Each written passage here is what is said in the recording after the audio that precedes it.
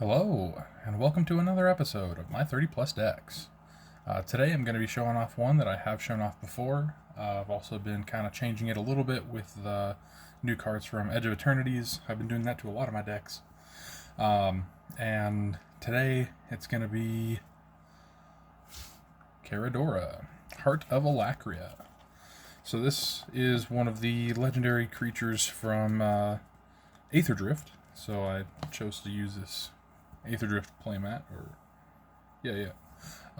anyways, this guy's pretty cool. He's pretty much a tutor in the command zone, so he's very much something that can go just about the same every time, but there are so many varieties in vehicles and non-vehicles, I guess vehicles and mounts. There's just so much variety that I can have it a different game every time, which is very cool, or kind of pick and choose per situation. I guess I don't have a vehicle and mount for every situation, but I like what they do.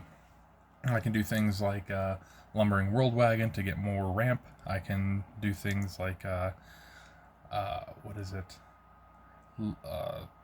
Loyal? Steadfast Beast, I think is what it is. And then Golden Argosy as a couple others. To flicker. That's what I'm thinking. Golden Argosy and Loyal can both flicker. So if I have Caradora entering and re-entering and re-entering, I can just keep on tutoring and tutoring and tutoring. It's also something where if one or more counters would be put on a creature or vehicle I control, that many counters plus one are put on it instead. So this is one of the few decks that I have that runs a Cathar's Crusade. It does get kind of crazy with math, but hey, I think it's pretty cool. Yeah, honestly, I can't really think of much else to add. Let's just jump right in. I've already drawn my hand, and let's go. Turn one. I will draw, I will play a forest, I will tap it, and I will suspend this Search for Tomorrow. It is suspend 2. Search my library for a basic land card, put it into play, then shuffle my library. Does not come into play tapped. Very important. Going to turn 2 is going to be untap. Upkeep, I remove a time counter, and then draw. That works out really well. Plains, we'll tap white and 1 for a Metastatic Evangel. This is an amazing card. I guess it has to get things going first, but still a great card. Whenever another non-token creature enters the battlefield under my control, I proliferate, and I'm planning on proliferating 1/1 counters. Let's go to turn 3. That will be untap. Upkeep, search for Tomorrow, and I will search for another Plains. So let's just grab this Plains, comes into play untapped, then I shuffle. This is all happening on upkeep, so after the shuffle, I will draw.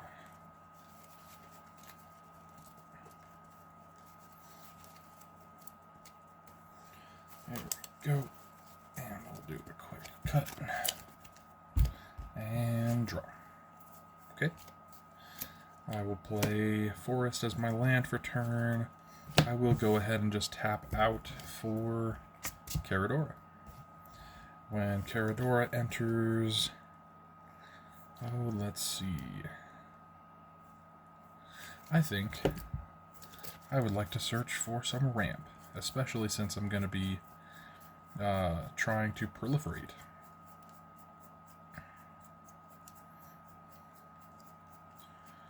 Okay, it's not in the half. Thunderous Velocipede. So this is a very cool, very strong card. It is a 3 cost, so 1 green for a 5/5 trample vehicle. So it has crew 3, and each other vehicle and creature I control enters with an additional 1/1 counter on it if its mana value is 4 or less. Otherwise, it enters with 3 additional 1/1 counters on it. Yeah, this card's great. The additional note is with Caradora, every creature enters with 2 1/1 counters, but if they have 5 or greater mana value, they enter with 4. Something like that. That +1. Let's go to turn 4. I will untap, and I will draw. Play this Plains. Ooh. That's alright, I think. I think that I will... Yeah, sure. Get some proliferation started. White and 1 for Take Up the Shield on Metastatic Evangel, especially since I am expecting Caradora to leave the battlefield, I guess. So put a 1/1 counter on target creature, which is 2 1/1 counters. It gains lifelink and indestructible until the end of turn. And then green, green, and 1 for that Thunderous Velocipede. And that is actually not a creature entering, but I'm still fine with that. Yes. Let's go to turn 5. I will untap and draw. Very cool. How would I like to do this? Ooh. I still have time to have just a nice explosive turn. So let's. 1, 2, 3, 4, 5. This. If you can't read Phyrexian script, I know I can. Elish Norn, Mother of Machines. 4/7. That's probably the only thing that I can read besides the mana cost. 4/7 Vigilance. If a permanent I control would entering the battlefield would trigger a permanent I control, it triggers an additional time. Something like that. So effectively, this is an entry creature, enter the battlefield, so excuse me. Each creature enters with an additional 1/1 counter on it. I guess that's not a trigger, that's an effect. So this is only for triggers, but that would be this. Whenever another non-token creature enters the battlefield under your control, proliferate. So now it should be she enters with 4 1/1 counters because she is a 5 cost. I'm actually going to use one of these. 4 1/1 counters. I'll zoom back in just a second. So enters with 4, and then I proliferate, which is 2 counters there, 2 counters there, and then I proliferate again. 2 counters there, 2 counters there. Here we go. Now, as far as everything else goes, I think that it is exactly what I was saying. I'm just going to kind of have that as a setup turn, which is a disgusting setup turn. That's 6, 7, 8, 9. You're a 9/7, and Elish Norn is a 12/15. And this is turn 5. Let's go to turn 6. Untap and draw. Let's zoom back out. Oh no, I am zoomed back out. Perfect. Land for turn, which is actually awesome. 1, 2, 3, 4, 5, 6. 1, 2, 3, 4, 5, 6, 7, 8. I can go without you. 1, 2, 3, 4, 5, 6. Heck yes. 1, 2. Crusader of Odric. 3 costs, so it enters with 2 1/1 counters. And then I proliferate, which means 6 goes 7, 8, 9, 10. 8 goes 9, 10, 11, 12. 2 goes 3, 4, 5, 6. Crusader of Odric's power and toughness are each equal to the number of creatures I control, which is 4. So a 4/4 with 6 1/1 counters, you're a 10/10. I honestly have it in the deck to help crew, but right now it's a beat stick. Let's go 2 green, and I will cast Lightning Greaves. Very cool, very neat. And finally, oh, this is going to be so cool. 1 white, casting Ephemerate on Caradora. So Ephemerate has rebound, so it will be kind of exiled until next upkeep. Caradora exiles and returns. When Caradora enters the battlefield, enters with an additional 1 encounters, since its mana value is 4 or less, that is, enters with 2. And then I am proliferating twice, searching for a mount or vehicle card twice.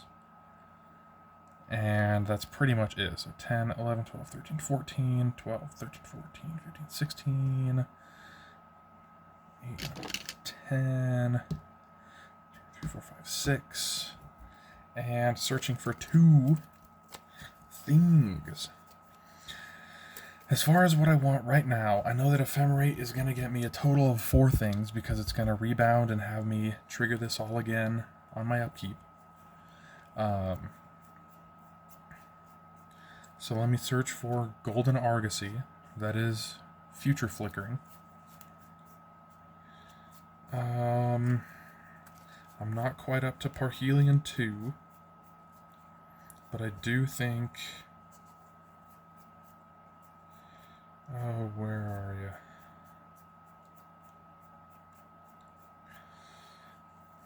you? Ooh. Okay, Guardian Sunmare is a great one. That is a way to search for a non-land permanent with mana value 3 or less, but only if he's saddled. Oh, let's see. Lumbering Worldwagon, that's the one that I was searching for. I'm just searching for all 4 of them right now to kind of skip shuffling now and then untapping, upkeeping, shuffling on my upkeep. Something like that. So I can almost say that I'm already in my upkeep. I practically am. Okay. Mighty Servant of Luco, I don't have quite enough creatures for.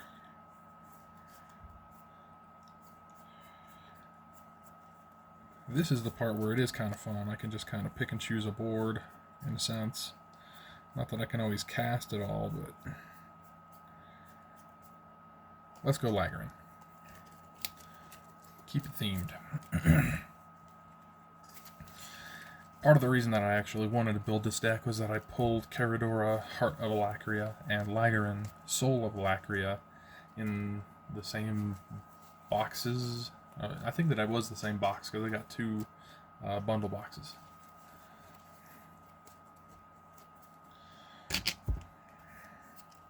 Anyways... That is, I guess, these 2 for last turn, and then untap, upkeep, these 2 for this turn. Excuse me. Draw. Man, I just drew into a Conjurer's Closet, and that's one of the best cards in the deck for flickering.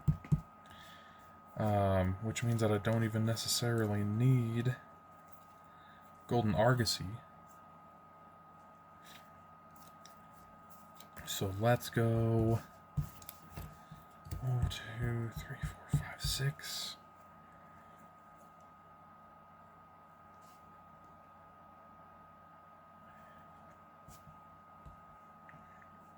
Darn shame. I wish I could do all of the things that I want to do. Who doesn't? Oh, it's turn 6. I can do everything that I want to do this turn. 1, 2, 3, 4, 5. Something like that. Casting Golden Sunmare. Let's shift this down. So Golden Sunmare is a 5 cost, which means enters with 3 plus 1, so 4 counters. And then... double proliferate all around. 14, 15, 16, 17, 18, 16, 17, 18, 19, 20. 6 goes to, oh, that's 7, 8, 9, 10.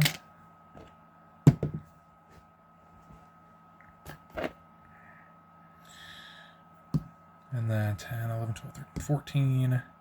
4 goes to 5, 6, 7, 8.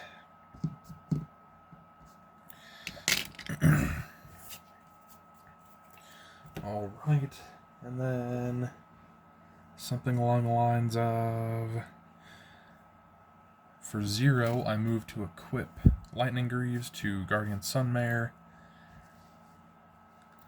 I will tap Caradora, I suppose, and I will saddle the Guardian Sunmare. Moving to combat, I might as well just swing all out, because I know right what I'm searching for. So swinging all out, I will then move to search, because that's whenever this creature attacks while saddled, search your library for a non-land permanent with mana value 3 or less, put it on the battlefield, then shuffle. That's a pretty good one. Let's go for Prop Room. It's Prop Room and a Dazzling Theater, but half of it is a 3 cost, half of it is a 4 cost, so I believe I can bring out Prop Room and leave Dazzling Theater locked. If I'm wrong, please correct me. That'd be so cool if I mean, if I can't. That's just going to be a 5 as an X for it's locked. Prop Room says, untap each creature you control during each other player's untap step. Yeah. Great for vehicles and such. Yeah.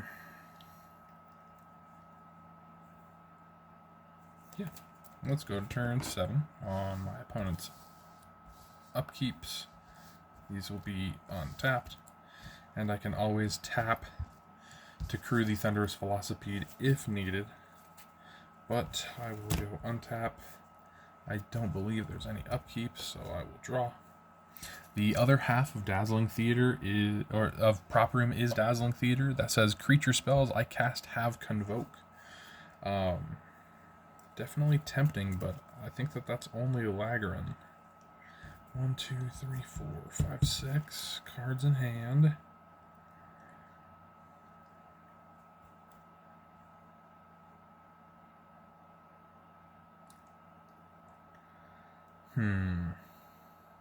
That's very true. Let's go green and 2 for Lumbering Worldwagon. So this is entering the battlefield with 2 1/1 counters because it's a 3 cost. Each vehicle and creature I control enters with the counters.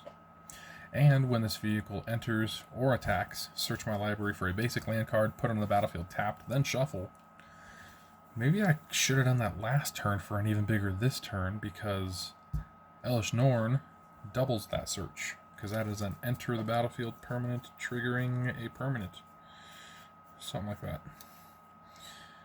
I'm just going to search for 2 forests. I think that that's a good search. Maybe a plains and a forest. Bam. Search for those 2. They enter the battlefield tapped. But that is not a creature entering, so I do not proliferate. But I will cast for green and white Lagrin, Soul of Alacria. Enters the battlefield with 2 1/1 counters. Realizing I'm a little bit crowded, I guess let's get all nice and friendly. It's the last turn anyways. Getting close to 20 minutes, so it might just be the one game video, but it's doing exactly what it's supposed to. And Metastatic Evangel just makes it amazing. Continuing, Lagrin enters with 2 counters, and then I proliferate twice. So that's 1, 2, 3, 4, 8, 9, 10, 11, 12, 16, 18, 14, 18, 19, 20, 21, 22.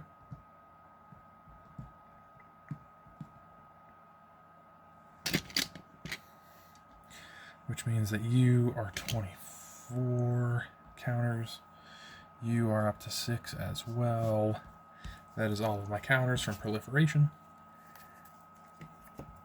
I can re-equip, or move to re-equip, the Lightning Greaves onto Lagarin. For the story, Caradora will saddle Lagarin. Metastatic Evangel will saddle the Guardian Sunmare. I will swing with both. On declaration of attack, I will do Lagarin's first. Whenever it attacks while saddled, put a 1/1 counter on each of up to 2 target mounts and or vehicles. So that will be a 1/1 counter, which is 2 1/1 counters, so that's 6 up to 8 and 12 up to 14. And then I'll search for a non-land permanent with mana value 3 or less.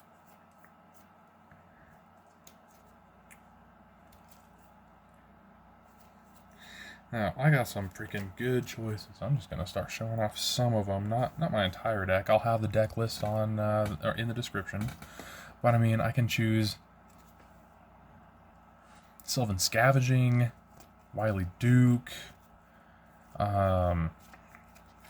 Miriam isn't too bad either. Whenever a mount or vehicle I control attacks, put a 1/1 counter on it. It's too late for that this turn. SRAM, I do have vehicles and stuff in my hand, so he's not a bad idea.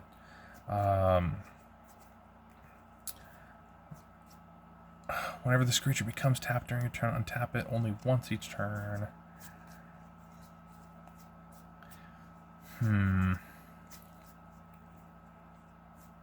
It's like I have untap. I could absolutely go Born to Drive. Put that... I can't even put that onto Lagarin because he's Shroud right now. That's interesting. Okay. Mighty Servant. Roaring Earth is cool, but too late, I feel. Honestly, Born to Drive is looking like one of the best ones right now. Veteran Beast Rider. Let me just look through the rest of the options that I have. Good card. Okay. Oh, that one would be so cool. It would enter with 2 counters, so it'd already be a 3/3, and then I'd proliferate it, so it'd already be a 7/7. When this creature becomes tapped, another target creature gets +X/+X until the end of turn, where X is this creature's power. That's crazy good in this deck. In this situation, I guess, but after thinking, I think Born to Drive is my choice. Cannot put it onto Lagarin. I could put it onto Golden Sunmare, but I do feel like that's just a bit much. So, I think it would be for a later turn. I think I'm fine with that even. I'm going to put Born to Drive onto Thunderous Velocipede. It is the only creature that I have that has Trample.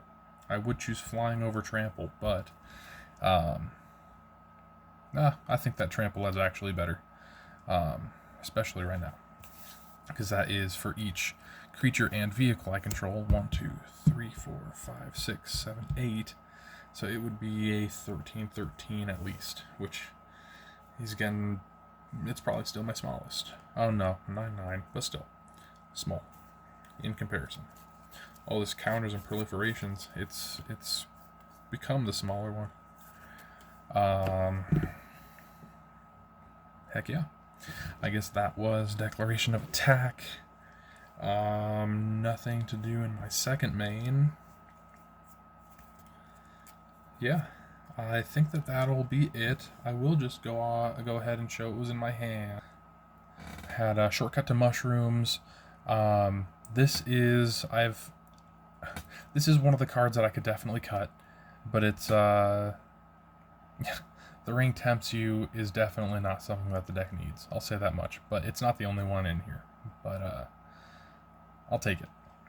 It's at the beginning of my end step. If a permanent I control left the battlefield, this turn, put a 1/1 counter on target creature I control, which would be 2 counters. It's definitely not as it's it's practically saying once each turn.